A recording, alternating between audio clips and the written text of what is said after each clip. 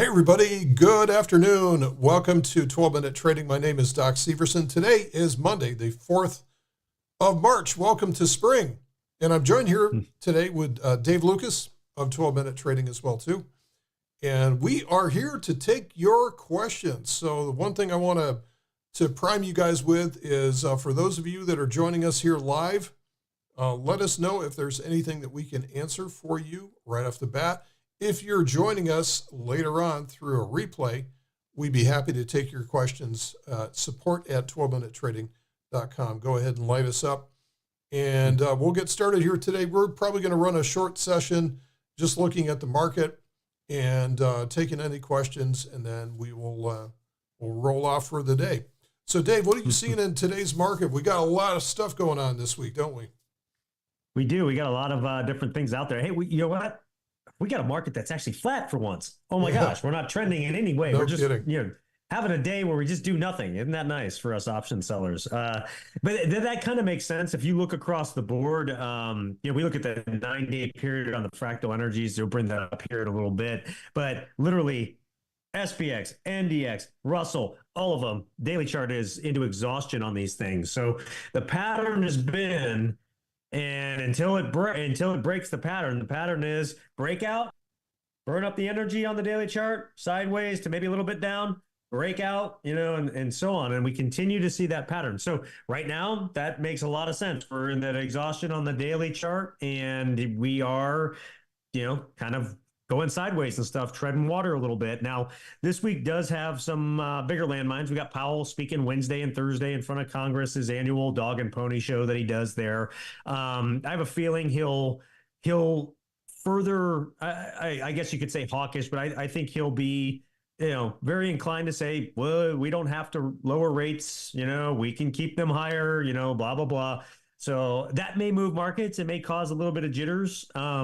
The jobs reports on Friday, so those have continued to beat. So that may give the markets a little bit of pause. The market is starting to come in line with the interest rate predictions, right? It started the year at 6. I think we're down to 4, maybe 3, in line with the Fed last I saw. And then you've got a few of the Fed governors saying maybe even 2 this year. Bostic was fairly hawkish when he was on the stump even today, maybe ahead of Powell, that may be foreshadowing some things. The only thing that I will say about this month of March, and it's interesting, you can probably show this in the charts. If you go back and look at if you like a 5-year weekly chart, one thing you'll see with these moves like this, because we've had them before, is typically around the 5-month mark is when you get your first softness to correction in these things. And for me, one of the things that I see from a logic standpoint, think about it. You're a fund manager. You've had an epic run through the end of the year, the beginning of the year. You're in March. The quarter's closing out at the end of the month. You've got CPI coming out next week. You got the Fed after that, right? Why not close out and lock in your gains for the quarter and then just go to cash and sit for a little bit, let Powell and everything get out of the way. If the market drops, you can get right back in. If it doesn't, you can just get right back in with the trend, right? Why not, do that? So I got that kind of in the back of my mind over the next 2 weeks that, if there's some selling, I could see the logic behind that to lock in some of those gains for the quarter, So, but yeah, you've got it on your screen now. You're showing these moves where typically if you look at how long they last, they go for 4 or 5, maybe 6 months before you get that corrective action. And we're kind of right there. So I'll let you kind of go on the charts. What are you seeing? Well, what I'm always doing is I'm always comparing things versus like the crazy ones. In my mind, we could always get one of 2017. The crazy ones. So here's 2017. So right after the election that we had, we just chugged and it actually went more vertical right near the end. Some of the one of the other ones, and I may not even be able to fit this in here. It's way back here. This was like one of the most persistent ones that I have ever seen in my life. We had literally no volatility on that, and I mean, each pullback was only about maybe 1% to 2% all the way through, and it just kept on going.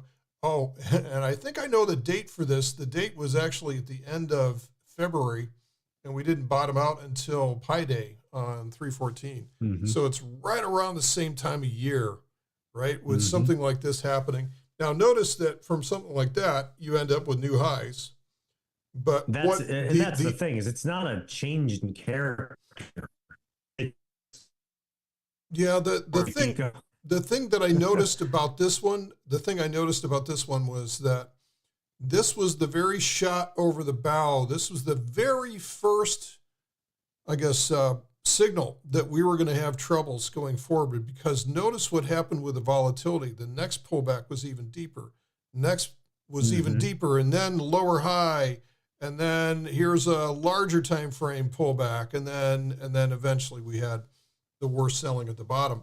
So that was the very first sign that we saw of cracks, chinks in the armor, if you will, of that particular very quiet bull market that led us higher. So, not Don't that look we now, but from the time we've started this session, with the S&P being low most of the day, we're already up $7 now on the S&P. So something happened, something kicked in, and some buying came in. So interesting, but yeah. So I just keep looking at this 5-6 month window, So, but yeah, there's something kicked in right there. We've been inside that range all day until now. Yeah, well, it won't. What I always tell people is that range contraction leads to range expansion. It's like coiling a spring up through all this time, and then the very first little catalyst that comes along, boom, and it's right up to the expected move. So this is, by the way, this is what we do every single day in the trading room. So the first thing we do is we determine what the upper expected move is for the day statistically. What is the upper expected move? What is the lower expected move? So these are predictive values. And then what we allow to happen is the opening range, which is in red. We allow the opening range to set up. And so we know what the market thinks about the opening range. Now that transitions over to the yellow, which is just an extension of the opening range. And then the pink line is what we call the anchored VWAP, which is the volume-weighted average price, and is used by institutions intraday as support and resistance. It's kind of a dynamic support and resistance level. And so that's all we need to trade 0 DTE. So we do this every single day at about, 9:55, 10 o'clock or so. We're setting up our trades, and then they're lasting maybe 20 to 30 minutes or so, and they've been working great. Anyway, just a quick... You reminded me of that. So, but looking at this market, we're past the point of ridiculousness right now. Oh, something else I wanted to bring up to your attention. I don't know I haven't seen the news that hit the tape. Something hit though, because this thing really just spiked in the last have you seen few minutes on us. Have you seen what's happening with gold? Yeah. Gold is at all-time highs. Oil and... So commodities have been depressed for a long time now. So silver is actually way down. I have not looked at crude oil. Let's take a look at that. That is starting to wake up, but it's been really depressed for... it's actually down today. Let's see. Yeah, it hit 80 the other day, which was a big thing. Watch the bond rates, though. Watch the 10-year along with that. So gold spiking. Obviously, Bitcoin is spiking a ton, right? I think Bitcoin did it hit the all-time high today? No, it's getting there. It's 69. Yeah, it's close. 69 change. It's going to be there soon. So look at this. This is like the greatest cup base pattern. I'm expecting a handle to set up over here, and the measured move target of this is going to be the depth of this. So whatever the distance is from 15,000 up to 69, and then you append that distance, that delta. I think it was like 122 is the next measured move target, 122,000. Yep. And I've seen some articles that have come out recently saying that we're going to be at 10 million by the time that this all washes out. 10 million per BTC. So I've been trying to get people to join the one Bitcoin club, like using dollar cost averaging just to build up your holdings for that stuff. So. Yeah, there's so many things going on today. So it's one thing I've noticed is that like longer term technical analysis is just nothing's making sense right now, which is okay. Like 10% of the time, I would say TA is just going to get rolled. And so we've been talking about, yeah, we've got exhaustion. Look at the daily chart. Daily chart's like wigged out right now. So this may perfectly time itself with Powell's testimony, and and now we've got, if you notice this, we now have a channel line. Look at this. We have a channel line. This is not something we've talked much about before. It's not really accurate here. Let me clean this up a little bit. But that's something else that will come into play on the first material pullback. That channel line will come into play until we get a deeper pullback. So the initial pullback will come down to there, bounce up, and if it's meant to go lower, it'll set up a lower high and then set us up at one of these horizontal levels or fib retracement levels, things like that. So this will not go on forever, but it's been very, very impressive so far, and fighting it has not paid. You've got to have, and I've been saying that you have to have a catalyst, right? And it's always like, hindsight's 2020. Oh, everybody saw it, right? Like, but nobody does when that happens. And right now, there isn't a catalyst in sight. It can come out of the woodwork any day, but maybe it's Powell, maybe it's something. It's an excuse, is all it really is at levels like this. You see that happen. What always happens is always something that nobody expects. So if you go back to 2007, it was the Japanese carry trade. All of a sudden, the carry trade blew up, and everybody's like, what the hell is a carry trade? So nobody had been talking about the carry trade, and all of a sudden it blows up one day, and it starts this tumbling down. That was the shot over the bow. And then, has anybody ever talked about mortgage-backed securities before? Nobody ever looked at that before. And, apart from the guys that did the Big Short or whatever that movie was, so it's always something that nobody expects, right? So we as retail investors always think that our impeccable logic that we pick up off of CNBC and Fox Business should be good enough for us to predict the future, and it just never works that way. It's always going to be some X factor that nobody, we call it an exogenous factor, because it's not anything that's related to what we do every day. Yep. And, there's, we know that, right? And I'm always like looking at like what that could be. And Japan's back in the mix again, really, for what they have going on there. But I think, like, you're talking about gold, you're talking about like Bitcoin. I've been saying this for a while. Our debt it's like a snowball that is going faster and faster. I think we're doing, what is it? 1 trillion every 3 months now we're adding to the debt. Every couple months, right? And there's no way to really stop that at this point, because it just keeps compounding on itself. And this is the debt kind of spiral that you get into. And so the only way is to create more debt to pay off the old debt. And it just keeps growing and growing and growing. And it's like musical chairs. It just goes round and round and round until that music stops. And when it stops, nobody knows. And so it can go on for 20, 30 more years. It could go on for 2 years, right? But that seems to be something that the market just doesn't care about yet. And I think there will be a time where the market really does start to care. When when we start paying $1.52 trillion a year in interest, and the economy's only doing 4 to 5 trillion in taxes, like at some point it's really going to break. And it seems like it's getting there in a hurry. What is that guy's name? Paul Krugman. We should ask Paul Krugman how this is all going to turn out, because he was one of the guys like, hey, just keep printing money. What's the difference? That's what he was saying 15 years ago. That's what he was saying 10 years ago, 5 years ago. And he was advising all these administrations, just keep printing money, keep printing money. This is, it's fine. We can just write it out. That's the thing with the modern monetary theory, though. Yeah. At some point, it collapses on itself because of that, and you get big inflation, and all that type of stuff starts to come in. You can't escape the laws of economics; they will catch up. You can play all kinds of financial games and engineering and stuff, but at some point, those laws, it's like gravity. You'll come back down to earth, just the way that it is. I wonder, So I'm kind of curious as to whether or not there was any connection between today's Supreme Court ruling and the market reaction to this. I'm not trying to make this political. I'm just wondering if there is any the kind market of, reacted positively to it to start.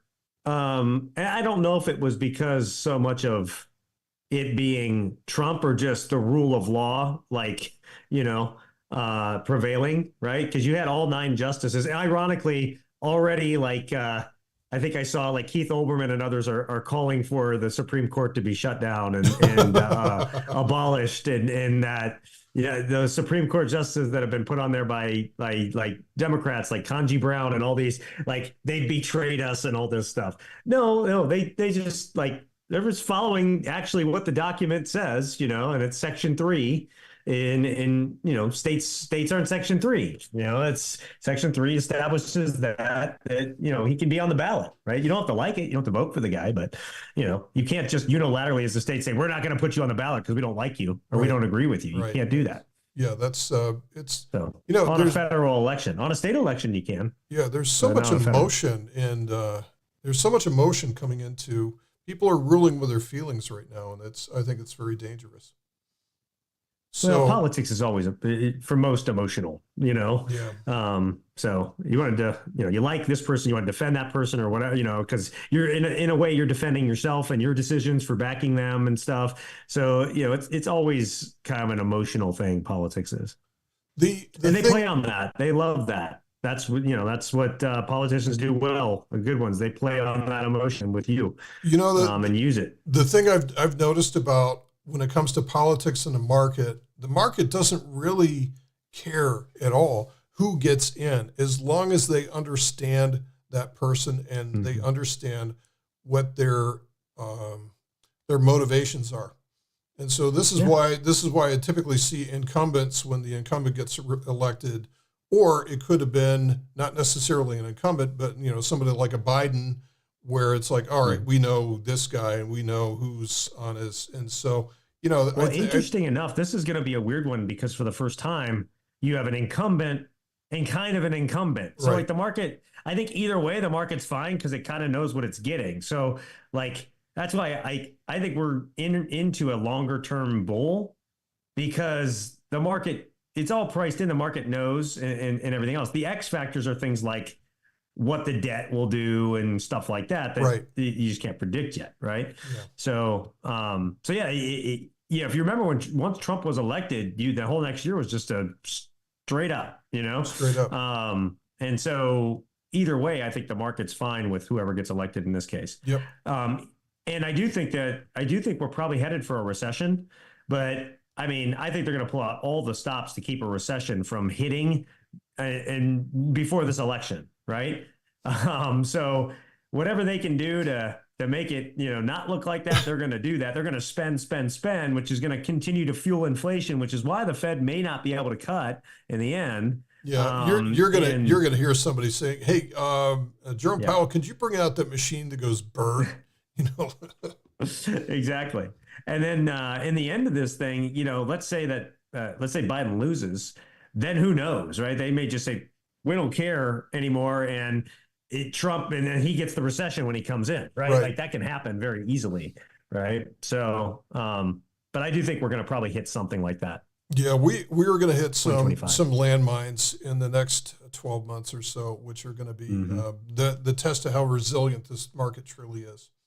So, are there any other questions? Anything else out there from anybody that's attending live? There's a good crew that's out there today. So we're glad to be out there for you guys today.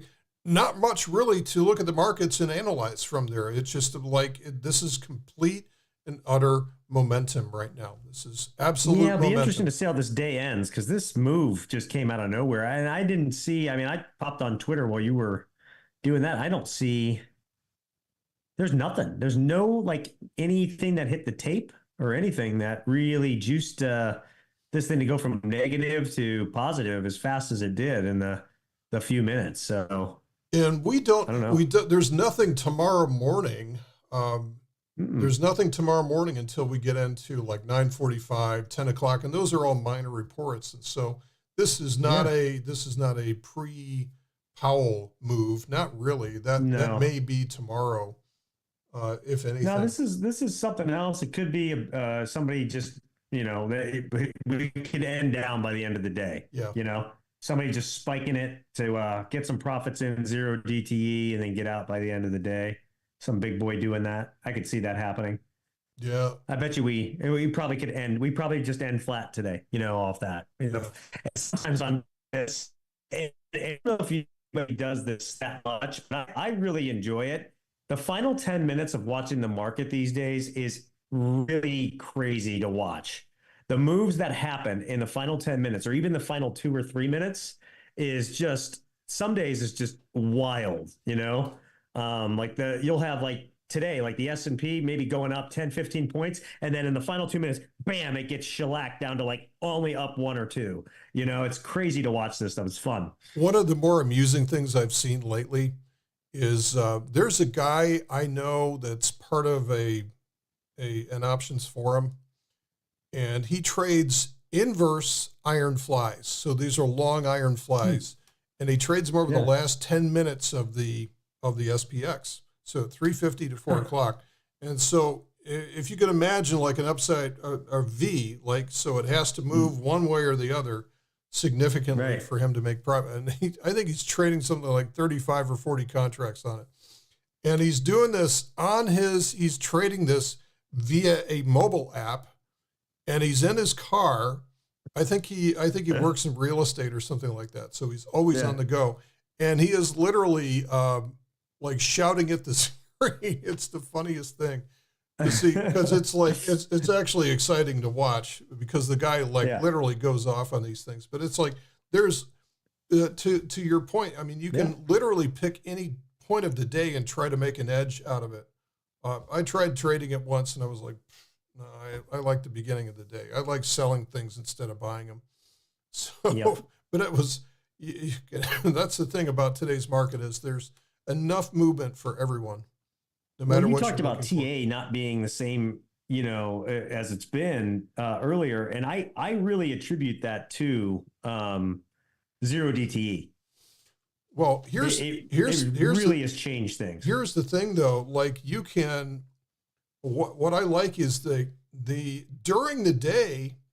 I mean, we don't need a pile of indicators on here. We don't even need to look at energies. All we need to do is to look at the price action. And I'm looking at this through what are called tick charts, which you're only printing a candle if there's enough volume to justify it.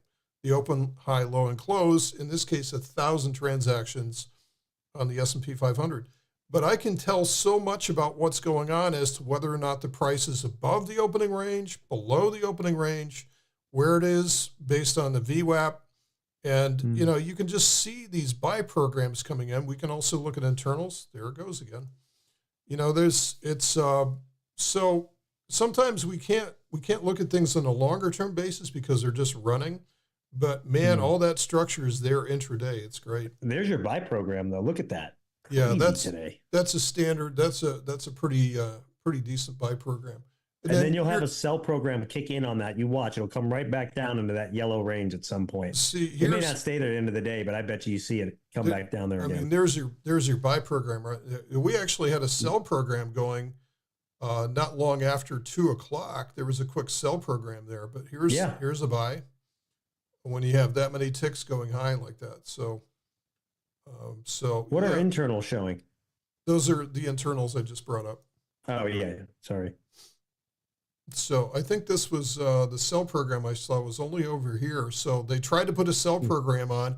It wasn't going anywhere. And the opposite of that, I think that's what happened here, is that the bears tried to line up, and then there was so much demand sitting down here that they roasted them. So this might have been just a technical move. Well, I thought we might see some of that stuff today, because I mean, like, some of the big flyers are up big. Like last I looked, I think NVDA was up $40-$50 for today. And you would have thought the NASDAQ would have been on a tear at that time. The NASDAQ's been down all day. But NVDA is up 50. SMCI, now part of the S&P, is up like 200 and some again. been really that stock's been just a blast to watch. We've talked about, live by the sword, die by the sword on that thing. Yeah. Goes up 200 points one day, down 300 the next, and so on. So, but it's there it goes again. This is the horse I'm riding. So AMD. So AMD, yeah. we can look and see what's going on here in the Nasdaq. We can see what's actually. So first of all, we'll go over to sector spiders. We'll see what's working here. So we've got communications way down. So what that tells me is like Meta or Google is real down today, and I don't know. So I'll go take a look at that. Energy is down, and so is discretionary. So that could be Amazon. That could be, which I don't think it is, but it could be also Tesla. So if Tesla's getting hammered today. Yeah, so that's why XLY is down, and then communications has got to be either Meta or Google. So we'll find that out in a second here when we go look at the Nasdaq 100. All right, so who's down? Apple's down. So that's partly why communications is down. We also have Charter is down. That's a big communications one. We also have Tesla way down. We have PDD. So this is why, I mean, we're essentially mixed on the Nasdaq, but look at all the chip stocks: Intel, Nvidia, rocking. Yeah, AMD. All of these are just, these are Marvell, Micron, United. So all of it, Qualcomm. So it's basically the chip stocks, and what's selling off is communications today.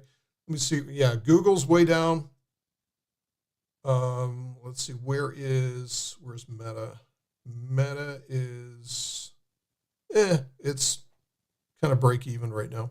But you can see what's going on. So it's not always just the advancers minus decliners in the S&P. It's actually who's driving things. But yeah, this is. Well, hey, I'll tell you, like it's just been one of those kind of days. Actually, those of you that follow me, that net trade, the 50-50 trade that was put on this morning, just hit that target exit on that thing. So nice, out in one day on that sucker. Usually in a couple days, out in one day. Real nice to see that. So yeah, just I'll take it.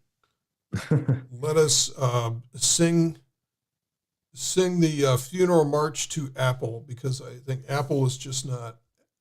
Apple has been replaced by NVIDIA, it sounds like now. Yeah. And then you got Google, which made just a phenomenally stupid mistake in their release of, I can't believe. And if you listen to what those people internally were saying and how they ran things, it's just, they are on an island. They have no clue. And that's really an issue with Google's management right now, that they're releasing things that only work in a few blocks way out west. Let's see, Meta's been really amazing lately. I will say, out of all of them, Meta's earnings I could not find anything wrong with their earnings this time around. I hit that one good. A lot of people know I'll play on those big boys. I'll play some earnings specific trades, and I had bought call spreads on that thing. Almost, I think it was like 7% out of the money, and that thing hit it the next day. Massive profits on those. So lucky on that one, but its earnings were great. Yeah, this is kind of amazing. Wow, look at the gap and go on this thing. Yeah. Wow. Okay, so we are shocked. It's even though you've been doing this for a few decades, we get these moves come along, and it's like, it's been a while since I've seen moves like this outside of penny stocks in big players, though. Right. I mean, this to me is. And I kind of keep saying it is like, a correction could come in any time out of anywhere, right? And just traditionally, when you're, tops are a process, bottoms are event, and when you kind of start getting up there, you start getting some crazy stuff going, and you get some wild action and swings and manicness and all that stuff. I think we're getting into euphoria. I don't think we're full euphoria yet, though, if we really want to do it. I just don't think we're there yet. When I started getting into this business, it's been about 20 years now. When I got really serious about it was about 20 years ago, and I read my ass off. And one of the people that I read was Jesse Livermore. and reminiscences of a stock operator. And there's so many little lessons that just fit in with that. It's like Jesse would buy into the highs on something that was going higher. He would throw more money at something that was going higher, which is the absolute opposite of how everybody else thinks about everything in your mind tells you not to do that. Yeah. Right. So you're like, oh, it's too high. It's going to sell down. You should take something up. Oh, no, you'd lose your position. And also what I learned was, like, when something's running like that, most of the gains come at the very end. Yep. Which is the typical musical chairs market. Most of the gains come at the very end. If you recognize that, you can cinch your stops up and make sure that you're selling into these. Like I had a meeting with my wife the other day. Like, okay, let's come up with some actual prices where we're going to take profits in Bitcoin. And so it's not going to be like because I took profits on a coin on the way down a couple of years ago, and she was shocked and aghast at that. Like, how could you sell out of that? Because it's going lower, right? Well, a lot of people don't know how much time you've spent on Bitcoin and stuff too. We should probably just do one of these sessions on Bitcoin alone, but you do put a lot of time over the years on studying Bitcoin and its cycles and how it operates. And, if there's one last kind of true market left, we'll see if that lasts now that we've got all the big players get in, but Bitcoin's really kind of been it, Oh my God, does that market shake people out like you wouldn't believe? I mean, it's got the strongest rallies of anything I've ever seen, and it's got the worst bear markets of anything I've ever seen. The volatility is just outrageous, and it will shake you off. If you want to learn how to run a market, it's almost like, what was that bar down in Houston, Gillies, where they used to have the mechanical bull. Yeah. That is exactly the analogy for something like this. It's like, hold on with one hand and see if you can hang on to this thing, because it is very difficult. And you have to. The best way I've always traded Bitcoin is just to average in. In every week or every month, just buy in. Unless you've got decades to go, you've got to have targets to the upside to sell off at. And that was, like I watched my son, who got me into it, and he was way up. He was way up right at a high, and I'm like, what's your exit? He goes, no, there's no need for an exit. And it's like a year later, he's like, remember when you asked me that? So, all right. Nice. I think we are caught up on questions, and we're running a little long here today. So we'd like to thank everybody for joining us here today and going through this review of the market, the live market update that we do every week. So, I think the action will come in the back half of the week this week. Yeah, more than likely. I agree. I think we've got some stuff to go here. Thanks everybody for joining us. We will see you again. Thanks, guys. Next Monday.